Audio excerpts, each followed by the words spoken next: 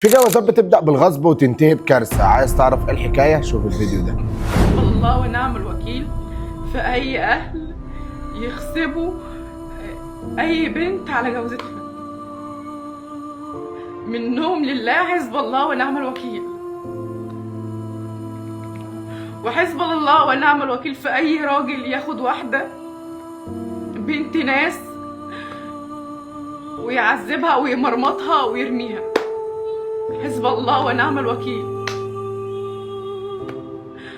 عشان انا بجد اتعذبت وانا بجد اتمرمطت، والله اتمرمطت واتعذبت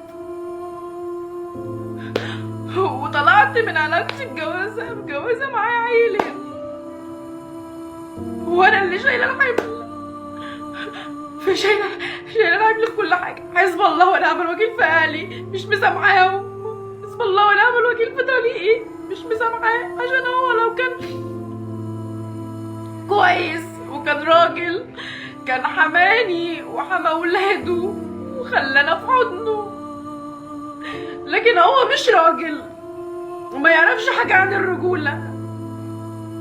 وأهلي مش أهل، يعني أهلي رموني ليه وجوزوني ليه غصب عني عشان يخلصوا مني، ودلوقتي انا طالعه من العلاقه مع عيلين يقول لك ارميهم لابوهم، ابوهم اولى بيهم واحنا اولى بنتنا ومش عايزين عيال. قلبي مش مطوعني اسيب عيالي وتعبانه ومش قادره اتحمل، وانا مش نازله في الدنيا دي. انا مش عارفه انا نازله في الدنيا دي ليه، بجد انا مش عارفه انا نازله في الدنيا دي ليه.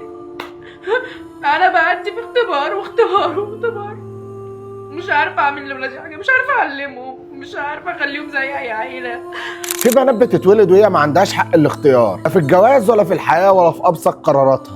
حكايتنا النهارده عن واحدة اتجوزت غصب عنها، ومن أول يوم وهي كانت الضحية، وفي الآخر اتطلقت واترمت لوحدها ومعاها طفلين. كل اللي حصل ده بدأ بكلمة اتجوزيه، محدش سألها حبتيه مرتاحه له، حاسة نفسك هتعرفي تعيشي معاه. كل اللي اتقال ساعتها هو ده اللي هيسترك، هو ده اللي احنا شايفينه مناسب ليكي. اتجوزته غصب عنها ومشت في الجوازة وقلبها ما كانش معاه. من أول يوم وهو بيعاملها معاملة مش كويسة، لا رحمة ولا مودة، وكأنها مش بني آدمة. صبرت قالت ممكن يتغير، شالت وسكتت واستحملت عشان خاطر عيالها، لكن في الاخر رماها وطلقها وسابها تتحمل كل حاجه فوق طاقتها لوحدها. بقت ام طفلين من غير سند. وجعها ما كانش في الطلاق، وجعها انها ما اختارتش حياتها من الاول. النهارده صوتها مش طلع عشان تشتكي، لا ده علشان تبقى رساله لكل ام ولكل اب ولكل بنت. بلاش تخلي بنتكم تدفع ثمن قرار انتوا خدتوه. الغرض من الفيديو دون الجواز مش ستره، الجواز